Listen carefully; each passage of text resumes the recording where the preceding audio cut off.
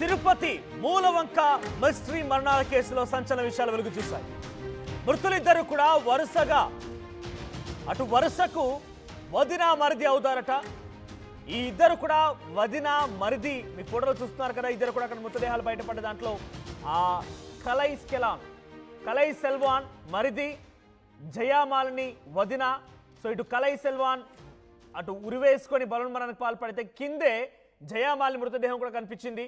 ఈ ఇద్దరు మృతదేహాలను చూసినటువంటి ఆ స్థానికులు పోలీసులకు కంప్లైంట్ ఇస్తే వారిని ఇద్దరిని కూడా మృతదేహాలని పోస్ట్మార్టం నిమిత్తం తరలించడం జరిగింది. ఆ సంఘటనా స్థలంలోనే మరో 2 చోట్ల ఇద్దరు పిల్లల్ని కూడా పూడ్చిపెట్టినట్టు తెలుస్తోంది. అయితే ఇప్పుడు ఈ విషయాలపైన చాలా పక్కాగా పోలీసులు కొన్ని నిగూఢమైనటువంటి నిజాలని బయటపెట్టారు. డెడ్ బాడీల నుంచి శాంపిల్స్ని సేకరించారు. మృతుల బంధువులని కూడా విచారణకు పిలిచారు పోలీసులు. డెడ్ బాడీలను చూసి అటు బంధువులు కూడా గుర్తుపట్టలేకపోయారట. ఆ గుంతలో పూడ్చినటువంటి పిల్లల మృతదేహాలను కూడా బయట తీసే క్రమంలో కీలక ఆధారాలు బయటపడ్డాయి.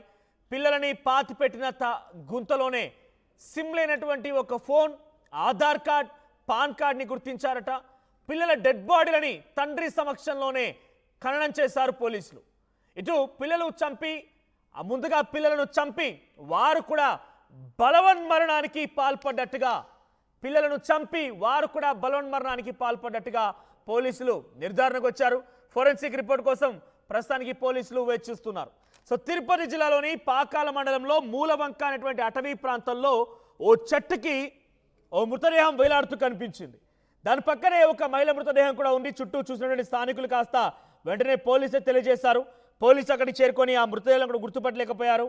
సో వెంటనే పోస్ట్మార్టం నిమిత్తం తరలించిన తర్వాత అక్కడ సంఘటనా స్థలంలో మరో 2 మృతదేహాలను కూడా పూడ్చిపెట్టినట్టుగా పోలీసులు నిర్ధారించుకున్నారు. అయితే 2 మృతదేహాలను కూడా వెలికి తీశారు. ఇద్దరు పిల్లల్ని పూడ్చిపెట్టినట్టు తెలుస్తోంది. అయితే పూడ్చిపెట్టిన ప్రాంతంలో సిమ్ లేనటువంటి ఒక ఫోన్ కూడా లభించిందట. Aadhaar card and PAN card కూడా లభించింది. సో ఈ నేపథ్యంలో ఆ పిల్లల మృతదేహాలను తీసి తండ్రి సమక్షంలోనే పిల్లలను ఖననం చేశారు. ఇటు ఈ మహిళ అండ్ ఆ పురుషుడి యొక్క బంధువులను కూడా పిలిచారు. మృతదేహాలను గుర్తుపట్టబడినంటే వాళ్ళు కూడా గుర్తుపట్టలేకపోయారట.